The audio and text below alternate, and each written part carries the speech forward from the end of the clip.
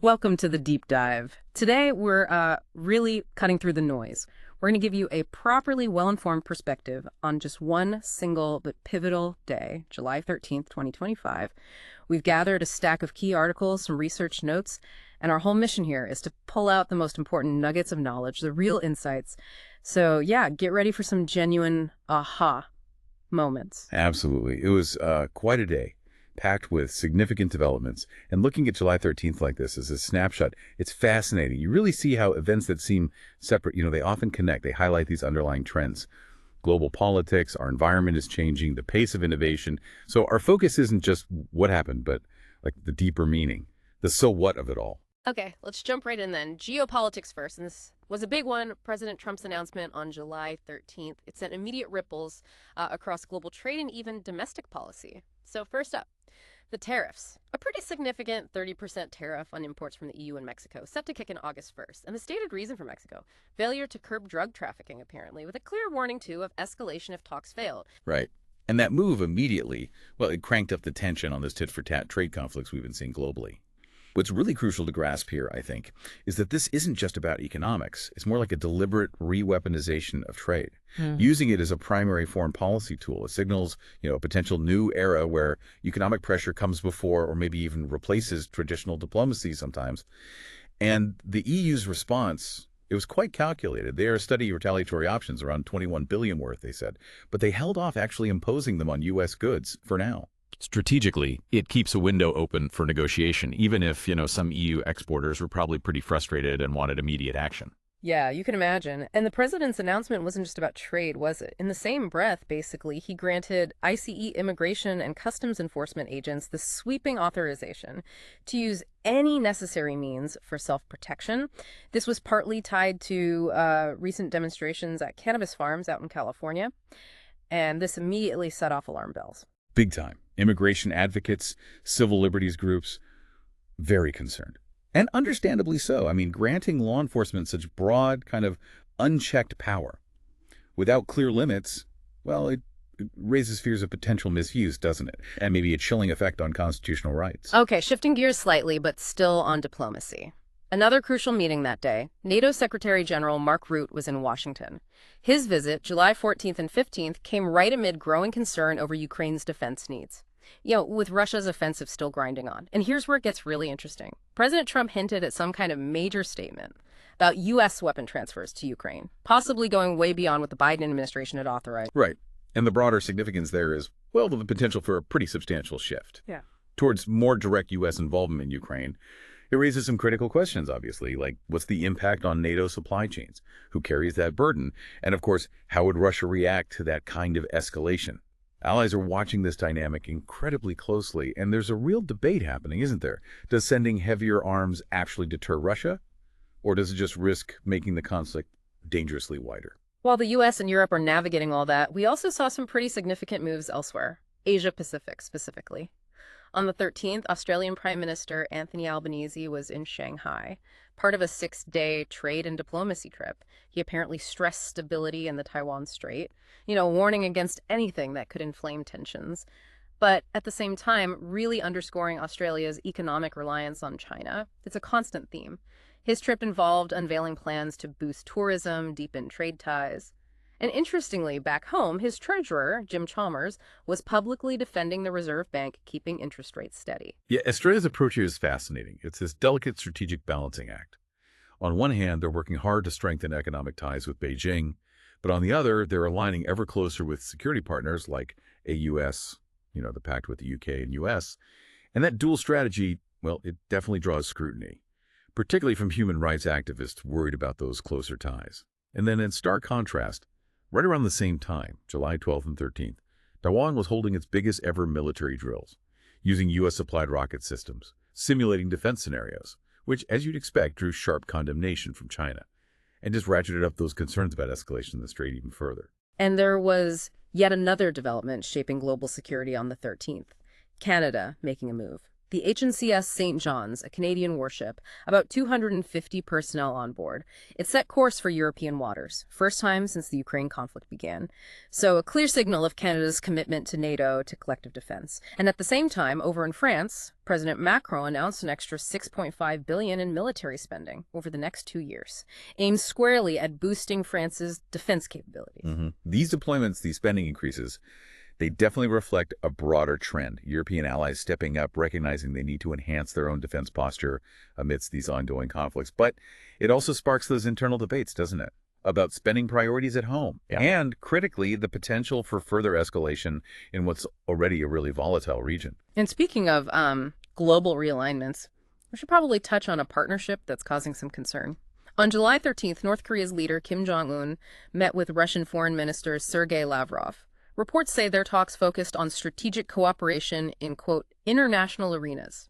Basically, deepening economic, military, and diplomatic ties, explicitly to counterbalance U.S. and allied influence. Yeah, the implications of these closer ties between authoritarian states, they're pretty significant, especially when you think about potential arms transfers, regional security dynamics. This alignment could make ongoing confrontations with the West even more complex, potentially drawing, new lines in the sand, geopolitically speaking. Okay, let's shift now, and this is, well, sobering, but really important. The Central Texas floods. Just devastating. A catastrophic flood hit the region from July 4th to 7th, driven mostly by this thing called a mesoscale convective vortex, basically a big rotating storm system, and it was infused with moisture from Tropical Storm Barry. The Guadalupe River just surged, unprecedented levels. It resulted in the deadliest inland flood the U.S. has seen since 1976. And the heavy rain didn't stop. It continued through July 12th and 13th. Authorities actually had to pause active search efforts because of new flash flood warning. Over 132 deaths confirmed by the 13th, and around 170 people still missing. And beyond the just immense grief, communities are facing huge challenges. Rebuilding infrastructure, economic disruption. Politically, too, a big debate started up, where National Weather Service staffing cuts a factor. Did they hamper forecasts? Plus, you had all the social media misinformation spreading rapidly. It's just tragic, and it really underscores the extreme vulnerability of communities, especially to these escalating extreme weather events. And it highlights the absolutely critical role of accurate forecasting, timely communication. Yeah. The deeper truth here, I think, is that these floods really bring into sharp focus the huge challenges communities face: infrastructure repair, economic recovery, all while confronting the ongoing, intensifying reality of climate change. And speaking of climate, a really critical and frankly alarming piece of data came out on July 13th. New figures from the Mauna Loa Observatory in Hawaii, they confirmed CO2 concentrations rose by 3.58 parts per million in 2024, which is the largest annual increase ever recorded, pushing global atmospheric CO2 levels to 427 parts per million. Unprecedented. Yeah, the significance of that accelerating growth. Yeah. It's hard to overstate, especially when you put it against the backdrop of, well, rising fossil fuel use still. And the adoption of clean tech just isn't happening fast enough, is it? It means that window, the one we have to avert the really irreversible climate impacts, it's narrowing drastically. We're talking about direct threats like accelerating sea level rise into coastal communities and widespread ecosystem collapse, hitting biodiversity, natural resources. This data isn't just a warning sign anymore. It's like a direct indicator of mounting planetary risk. So in response to these kinds of global challenges, we did see some renewed diplomatic pressure on the 13th. The EU Climate Commissioner, Wopke Hoekstra, urged China, the world's biggest emitter, to really step up, to elevate its commitment to lowering carbon emissions, transition away from coal faster. This was all ahead of the upcoming COP29 climate summit. The EU is apparently even proposing new enforcement mechanisms, pushing for measurable targets, more transparency from everyone. Right. Europe's persistent push for cooperation, trying to keep global warming below those critical thresholds. It shows a growing urgency. What's really fascinating here, though, is China's position. It's that complex balancing act, isn't it? On one side, the absolute imperative for continued economic growth, and on the other, these increasingly urgent international expectations on climate action. That tension really defines the core challenge of getting global climate action done. Now, on a more localized environmental note, but still pretty urgent, two quite distinct challenges emerged that day. In Hungary, a kind of startling revelation, beetle larvae are apparently ravaging a medieval library, the Pannonhalma Archabbey Library, threatening something like 100,000 rare, priceless volumes. And then over in Los Angeles County, 6 months after those devastating wildfires, residents are still stuck in this frustrating mess of bureaucratic delays, fighting with insurance companies, and there's widespread dissatisfaction, apparently, over how effective the warning systems and evacuation orders were during the crisis. It's interesting. These two incidents, the library beetles and the LA wildfire aftermath, they seem so different, but they actually illuminate a crucial underlying pattern, I think, which is the escalating fragility of both our cultural heritage and our communities, especially in the face of our changing climate. I mean, the beetle larvae thrive in warmer, more humid conditions. The wildfires are clearly exacerbated by drought and heat waves. Both situations demand more than just better disaster preparedness. They really call for a more fundamental shift towards climate resilience strategies across the board. Okay, shifting gears again, let's talk public health. A very concerning story emerged from both the UK and the US on July 13th. BBC News reported a child died from measles at Alderhay Children's Hospital in Liverpool. This was happening amidst a wider UK outbreak and also during the third major heat wave of 2025 there. And at the same time, across the Atlantic, the US is grappling with its worst measles outbreak in over 3 decades. As of July 13th, 1,288 confirmed cases across 30 states. And here's the kicker. A staggering 92% of those cases were in people who were either unvaccinated or their status was unknown. Yeah, that surge really highlights the very real cascading consequences of vaccine hesitancy. It leads directly to rising infection rates. And those rising rates are increasingly putting a huge strain on health systems that are already stretched thin. The core debate here is kind of multifaceted, isn't it? It obviously prompts urgent calls for wider vaccination campaigns, but it also reignites that often contentious discussion around, mandatory vaccinations for school kids. It's that constant tension between public health needs and individual liberties. From public health to humanitarian crises, a pretty significant civilian mission set sail on July 13th. The Freedom Flotilla Coalition launched a maritime mission. The ship Handala left Syracuse, Italy, their stated goal: deliver humanitarian aid to Gaza and directly oppose Israel's naval blockade. The mission included activists, medical staff, legal observers, journalists, quite a mix. Right. And this mission is essentially a direct attempt to really galvanize international attention, focusing it on Gaza's dire humanitarian situation, the severe restrictions on aid and movement there. Of course, there are very different perspectives on whether this is effective or even safe. Human rights NGOs mostly support it, see it as necessary direct action, while some governments have urged caution, warning it could inadvertently risk escalation in an already incredibly volatile situation. And this mission really underscores the urgency that was highlighted in a recent UN report, which indicated nearly 800 people have died near food aid sites in Gaza due to conflict, stampedes, lack of medical care. It just emphasizes the profound severity of the emergency there. Okay, back to North America now. 2 distinct incidents on the 13th brought community safety and police scrutiny into sharp focus. In rural Ontario, nearly 100 residents gathered. They were questioning how police handled an attack on an 8-year-old girl back on June 24th. Initially, it was misclassified as an animal attack. Later, a 17-year-old was charged with attempted murder and sexual assault with a weapon. So understandably, this fueled intense calls for more accountability, more transparency from local police. Meanwhile, over in western Wisconsin, a woman was severely injured in a black bear attack. That prompted a DNR investigation and renewed calls for public awareness campaigns about, safe human-wildlife interactions, especially as development keeps pushing into natural habitats. It's interesting how these seemingly local stories actually spark these much broader, more systemic discussions. The Ontario case, for instance, immediately brings up questions about police procedures, doesn't it? And the erosion of community trust when things go wrong, the critical need to protect vulnerable people.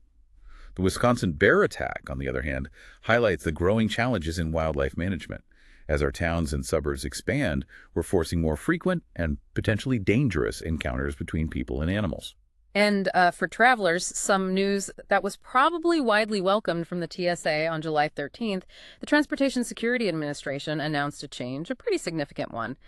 Passengers at certain airports can now keep their shoes on during security screening, unless, an alarm goes off. Yeah, that policy shift represents a deliberate attempt, I think, to balance things, streamlining the travel experience, cutting down those frustrating wait times, while still maintaining rigorous safety protocols. The underlying change here is really the increasing reliance on better scanning technology, which allows for more efficient screening without necessarily needing everyone to take their shoes off. It's a tangible step towards, more passenger-friendly security, maybe. Right. Now, let's explore some genuine innovation, stuff that could really reshape entire industries. Microsoft researchers released something called MatterGen. It's a generative AI platform designed to create totally novel materials based on properties the user defines. That's a huge leap in computational materials science. And at the same time, over at Northwestern University, a team announced a new kind of 2D material, mechanically interlocked, with trillions of bonds per square centimeter. Just astounding numbers. Apparently, it increases the tensile strength of ultim resin, that's a high-performance plastic, used in things like aerospace by 45%, even when you only integrate it at 2.5%. Wow. Yeah, the disruptive potential of breakthroughs like these, it's immense. Mattergen could drastically shorten the time it takes to discover new materials, transforming industries, aerospace, electronics, energy by designing materials with precise properties really fast. And Northwestern's material. Yeah, well, that offers this tantalizing prospect of super strong, maybe even flexible applications we couldn't even imagine before. But, there are always caveats. The commercial adoption timeline for things like this is always a challenge. And the legal side of AI-generated discoveries, still pretty ambiguous, needs careful oversight. Okay, and on the policy side of innovation, the UK made a notable move, trying to balance environmental goals and economic growth. The UK government announced plans to streamline environmental regulations, specifically for businesses that are actively cutting emissions. The aim is to encourage sustainable practices without, unnecessarily slowing down the economy. Yeah. This move, coming ahead of COP29, signals a kind of proactive, pro-growth green agenda. The goal is clearly to lower bureaucratic hurdles for businesses trying to do the right thing environmentally. However, there's always a tension, isn't there? Some environmental activists are cautiously warning that, well, without really stringent oversight, this kind of streamlining could maybe inadvertently weaken standards rather than genuinely boosting sustainable practices. It's a fine line. Yeah, it is. Unfortunately, not all the innovation news was positive that day. We saw a really disheartening setback in global health research. Reports emerged on July 13th confirming that U.S. aid cuts had, regrettably, forced a halt to crucial HIV vaccine research, specifically in South Africa, jeopardizing years of painstaking progress. Yeah, that particular setback just starkly illustrates the profound vulnerability, doesn't it? How vulnerable global health programs are to shifting political winds, shifting priorities in donor countries.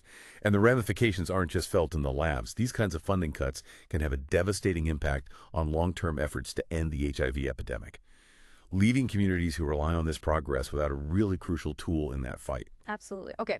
Finally, let's just touch on a few other significant human interest and global events that kind of filled out the picture of July 13th.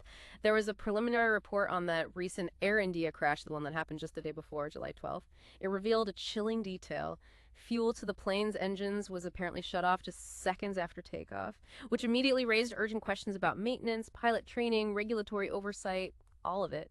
We also learned of the passing of former Nigerian President Muhammadu Buhari. He died at 82 on July 13th. Prompting a lot of reflection on his complex legacy, his efforts against corruption and Boko Haram, but also criticisms of his economic policies, human rights record. And in the world of sports entertainment, WWE Evolution 2025 was on July 13th. Stephanie Walker won the Big 20 Woman Battle Royal. Becky Lynch retained her Women's Intercontinental title, highlighting WWE's continued focus really on its women's division and global expansion. Right. And each of those diverse events, they offer a unique window, don't they, into ongoing global challenges, evolving cultural landscapes. The Air India report points to that constant vigilance needed in aviation safety, tiny errors, catastrophic consequences. Buhari's passing prompts that nuanced look at the complex, often contradictory legacies of leaders, especially in developing nations, how their decisions echo. And the WWE results, while maybe seeming niche to some, reflect broader trends in entertainment, gender equality focus, global market reach. Each one adds a thread to that intricate narrative of just a single day on the world stage. So after all that, what does this all mean for you listening? We've covered a huge amount today. High-stakes geopolitics, urgent environmental crises, groundbreaking science, critical social challenges. Our aim really was to give you a distilled, insightful look into the pulse of July 13, 2025. More than just headlines, giving you the context, the implications, empowering you to be genuinely well-informed. Yeah, stepping back, what becomes really clear is just how intricately interconnected everything is. A trade policy shift ripples into diplomacy. Climate shifts threaten ancient heritage and modern communities. Public health decisions hinge on this delicate balance of trust, science, political will. Which brings us, I think, to a crucial question for you to ponder as you reflect on this deep dive. How do you see these interconnected trends playing out in the coming months? And maybe more importantly, what responsibility do we each have in navigating this increasingly complex, interconnected world? Thank you so much for joining us on this deep dive. We really hope you found this discussion illuminating and maybe that it sparks even more curiosity for you.